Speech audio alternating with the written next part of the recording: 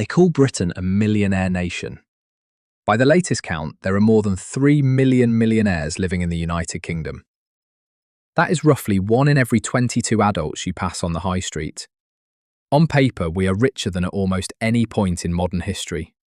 And yet, open your banking app tonight, look at the number in your current account, look at the red on your credit card statement, look at the mortgage balance, the Klarna repayments, the car finance. For most of us, the word millionaire feels like it belongs to a different country entirely. So which is it? Is Britain drowning in wealth? Or is the average Brit just quietly drowning? The answer lives inside a single spreadsheet, the Office for National Statistics Wealth and Assets Survey. And when you open it up, a very precise, very uncomfortable timeline appears. An age at which the typical Brit crosses £100,000. An age at which they hit 500,000, and an age at which, for a lucky few, the magic million finally lands. This is that timeline. Before we can talk about age, we need to talk about an illusion. When the headlines print that 3 million millionaires number, they include everything. Your flat in Wandsworth, the terraced house in Leeds, the semi in Solihull. They add up the property, the pension, the premium bonds, and the 10-year-old Ford on the driveway. And here is the problem. In the United Kingdom, net property wealth makes up 40% of household wealth. Private pension wealth makes up another 35%. That is 3/4 of the nation's wealth locked inside two things most Brits cannot actually spend: the house they sleep in and the pension they cannot touch until they are 57. Strip out the property equity and the picture changes fast. The number of so-called liquid millionaires, people with £1 million in genuinely investable cash, shares and ISAs, collapses from over 3 million down to just around 600,000. That is the asset-rich, cash-poor paradox. Britain is not a nation of millionaires.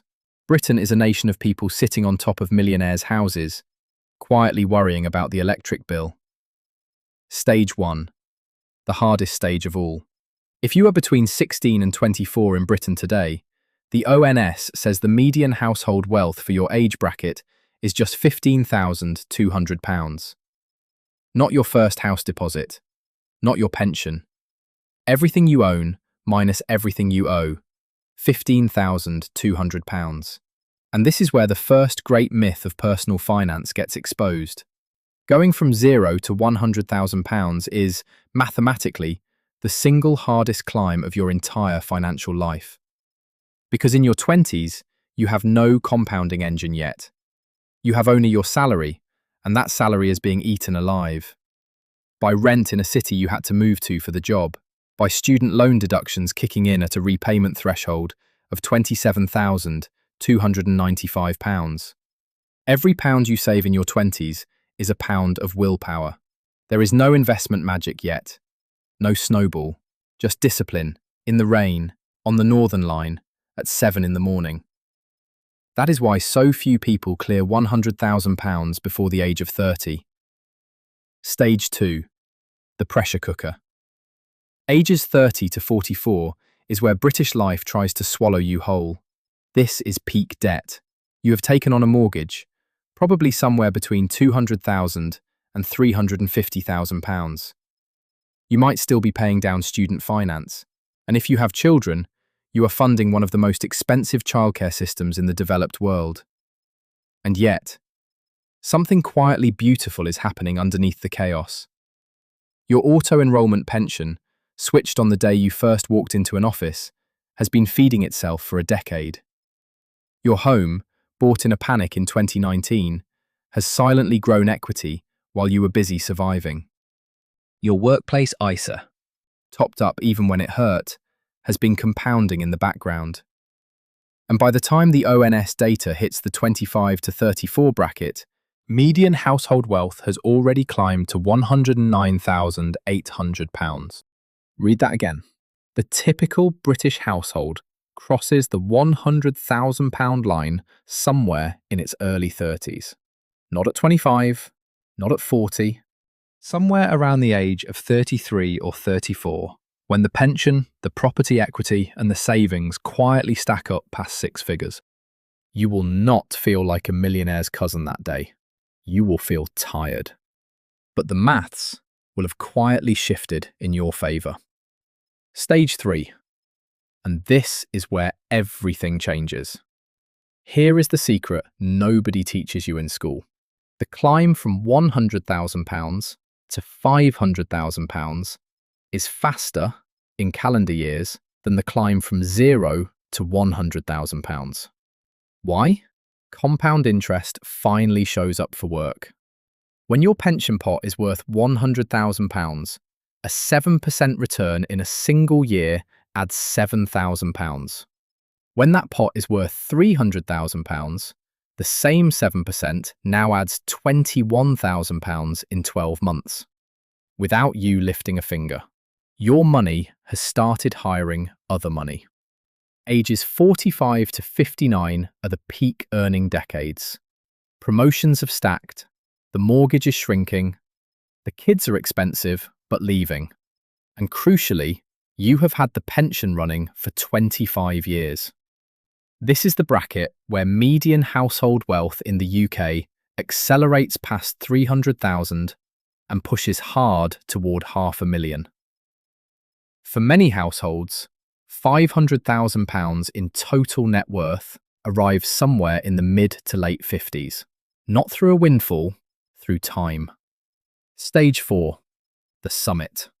According to the ONS, median household wealth in Great Britain peaks for households aged 65 to 74 at £502,500. That is 33 times the wealth of the youngest households in the country.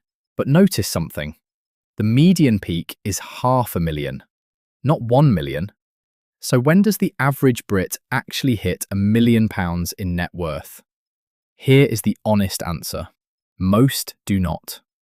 The top 10% wealth threshold in the United Kingdom sits at £1,200,500. And the average wealth of the top 1%? £5,350,000. When the press prints average household wealth, they are often blending your neighbour's semi-detached with a hedge fund manager's townhouse in Kensington. That is why the average and the median tell two completely different stories. The median is the typical Brit. The average is the typical Brit standing next to a billionaire in a lift. For those who do cross the £1 million line through their own lifetime, not inheritance, it typically happens in the early to mid-60s. A paid-off home in the southeast, and an ISA quietly fed for 30 years. But there is a gap hiding inside this timeline, and it is not fair. The gender pensions gap in the United Kingdom is the second largest in the entire OECD. Analysis of the Wealth and Assets Survey shows the average British man holds around £155,000 in private pension wealth. The average British woman holds just £88,000. By the age band just before retirement, 55 to 59, the gap in median pension wealth between men and women hits 48%. The median household in the southeast holds £489,800. The median household in the northeast holds £179,900. That is almost 3 times the wealth for a journey of 300 miles up the M1. The British wealth timeline is not one timeline. It is several timelines running at different speeds in different postcodes for different sexes. So here is the thing the spreadsheet cannot quite say out loud. The difference between a British household that hits £500,000 and one that never crosses 50,000 is almost never a single salary. It is not usually a lottery win or a bonus or an inheritance. It is, overwhelmingly, 2 things: time and habit. The ISA topped up in April. The pension left alone through every market crash. The mortgage overpayment nobody noticed. The small, boring, repeated act of spending less than you earned for longer than felt comfortable. Close that gap by £100 a month at 25, and the ONS timeline you just watched bends, quietly, in your favour. The millionaires of Britain were not usually richer. They were earlier, and they were patient. If you learned something, hit that subscribe button, and I'll see you in my next video.